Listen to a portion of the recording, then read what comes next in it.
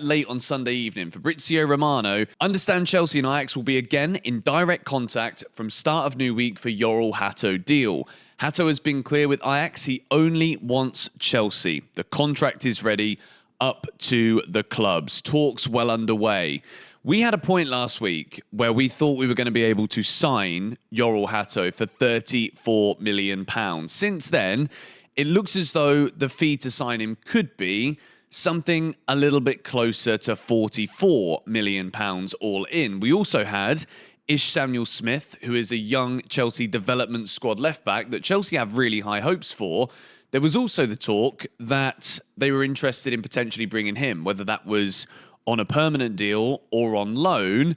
There was also talk that Samuel Smith might be sold to Strasbourg. So I'm sure Chelsea will want to get that clarified. But I can imagine if Samuel Smith were to go to Strasbourg, that would be in response to Diego Moreira potentially leaving Strasbourg this summer. You remember, Diego Moreira signed for Chelsea on a free. We sold him to Strasbourg for $3 million. Now he's apparently worth 25 to 30 million. So again, another very good piece of business there from Chelsea, Strasbourg or Bluco, whoever you want to attribute that to. He seems to be a serious player. But Yoral Hato to Chelsea. We again haven't really heard too much about this all weekend. I don't know if Chelsea are just waiting to give us that double Dutch dopamine hit of double transfers in one go. But I think Yoral Hato is a very important signing for Chelsea. And I'm going to tease you a little bit here. We're going to go into this graphic come the end of this video, and Yoral Hato fits in so many different positions. But the latest is that Chelsea are still working on it. Let's move now. Chelsea goalkeeper Mike Penders will travel to Austria on Monday to sign in as new Strasbourg player on loan. Up next, Kendry Páez. So the three players that Chelsea can loan to Strasbourg, so we can only send three there.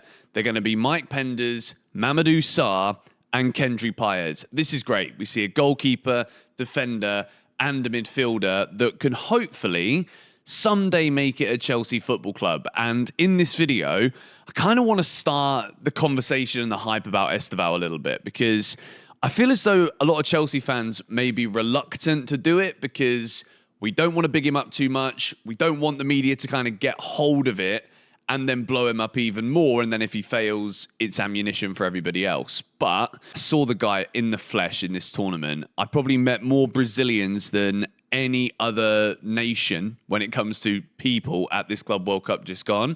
And in any conversations that I would have with these people, I'd be asking them about Esteval Willian, and not a single Brazilian. And this was Flamengo fans. This was Palmeiras and Fluminense fans. Not a single person doesn't say incredible things about Esteval Willian. So Kendry Páez will have to wait his chance. But what we saw with Santos at Strasbourg last season, just how important Andre Santos became within that team. Liam Rossinha is a very good manager, very much overachieved at Strasbourg last season. They were on the cusp of getting Champions League football, and in the end they missed out on Europe. But it's a very exciting time there as well, and I think Kendry Páez will absolutely be brilliant. And Mike Penders, Chelsea see a big future for him. Will we go in for a goalkeeper this window? We'll have to wait and see. Let's move now into the latest. Joao Felix contract at Al Nassr will be valid until June 2027. So this basically confirms this is basically a mid-career cash getaway for Joao Felix, to be quite honest. A 2-year deal.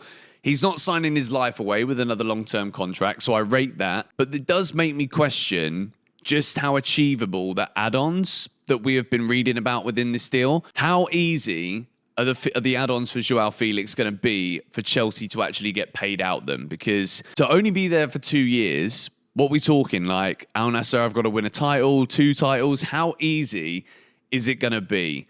I'm hoping that Chelsea can make this money before Al Nassr sells Joao Felix, whether he's there for the whole 2 years or maybe the one. I can imagine it's very much just going to be the 1 year, because if he's got a 2-year contract, Al Nassr will not want him to go for free, and neither will Chelsea, because we will want that sale to be done as soon as possible. So what this looks like to me, Joao Felix signs a 2-year contract. He'll cash in for a year, figure himself out in the footballing world, and then probably go back to Europe again. So we've got to be hoping as Chelsea fans, and look, I quite like Joao Felix anyway, as a person, as a player. I think who's kind of just been lost amidst the idea of being a flashy player as opposed to actually finding a home and finding a place to excel. So we'll be watching this one closely in the hope that when Al Nassr do sell Joao Felix, we can actually get some decent kind of money to make the most of the sell-on clause that we've attached to his contract. Now, in order for me to talk about Chelsea's squad depth right now, I think it's a perfect time to caveat it with my lack of concern for Liverpool right now, because I'm seeing a lot of people ask me to talk about this a bit more. People want to hear what I think about Liverpool's business, be it Alexander Isak. Does it make a title race even impossible? Is this guaranteed Liverpool success? Because a front four of Mohamed Salah, Florian Wirtz, Ekitike, and Alexander Isak, yeah, that is a pretty scary looking lineup, but this is also pretty great attacking depth as well. We're going to go into this in a bit more detail, but let's talk a little bit here about Liverpool, because the latest is this. Luis Diaz will travel on Monday for medical and signature at Bayern Munich. Liverpool have done very well here. Luis Diaz is 28 years old. He wanted to leave the club, and Liverpool this summer are going on an absolute rampage to ensure that last season's Premier League title win isn't a flash in the pan, and Liverpool are ready to build a dynasty. And Alexander Isak going to Liverpool could almost complete this attack. There is a bit of a debate about, is there enough quality and depth on the wing? Is there enough for Liverpool to not be hurt week in, week out on transition? With two attacking fullbacks in Frimpong, Kirkesh, what does that mean? But you can't run away from the fact that this is a crazy, crazy Liverpool window. Liverpool are prepared to go big for Alexander Isak after Luis Diaz sale done. Isak keen on the move and not even in talks with Saudi clubs, only Liverpool.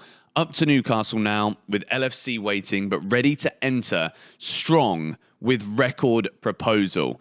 So Chelsea are obviously doing bits ourselves, okay? We have got tons of players that we almost forgot, or at least I almost, at some points in recent days and weeks, I've been like, shit, do you know what? I'm so busy talking about Yorel, Hato this, Xavi, Simmons that I forget that we have got the likes of these men underlined here. These are the ones that I think I've kind of let go under the radar. Jamie Gittins, Liam Delap, Esteval Willian, just to name those three, are players that we've not really seen anything or too much of in the case of Liam Delap. There's so much more to come. But for Liverpool, there's no denying this is amazing business. Alexander Isak is a 20-plus goal a season striker now for the past 2 years, and I seriously think he will continue that at Liverpool. I think he slots in like an absolute glove. And Liverpool have always benefited not off of getting those big target men strikers, like the bully kind of players, like a Diego Costa, Didier Drogba. Liverpool have always had those, I would say, more rounded forwards in terms of the all-round game. They're not going to sign someone like an Erling Haaland. And I think between Ekitike and Isak, that is the front line sorted. I don't know if Ekitike is going to play every game. I think Isak will obviously play and start every game. And Ekitike is a fantastic piece of backup business. Or Arne Slot finds a way to play them all together. But I don't think that will be the case. Maybe it is, but I don't think it will be. So am I scared of this Liverpool team? I'd be lying if I said that I didn't think they were going to be a very exciting team to watch and probably going to blow so many teams in the Premier League away. Am I scared that Arsenal have signed Victor Gyökeres? Well, I certainly don't believe what a lot of people are saying, that because he can't head the ball and this is the Premier League. This guy is scoring more goals per game. He's scoring more than a goal a game on average last season. Yes, there's a big drop-off in the league quality compared to the Premier League, but they needed a goal scorer and they've signed the hottest goal scorer in all of Europe. So, as a Chelsea fan, I can't hide my excitement about the club's current situation. The potential arrival of Yorel Hato, even though the deal ended up being a bit more expensive than expected, shows that Chelsea is aiming high and thinking seriously about the future. If he does arrive, especially alongside talents like Xavi Simons, the depth we'll have in the squad will be incredible, especially on the wings and midfield. Seeing names like Kendry Poyes, Estevao Willian, and even Samuel Smith himself on the radar shows that the board is focused on both the present and the future.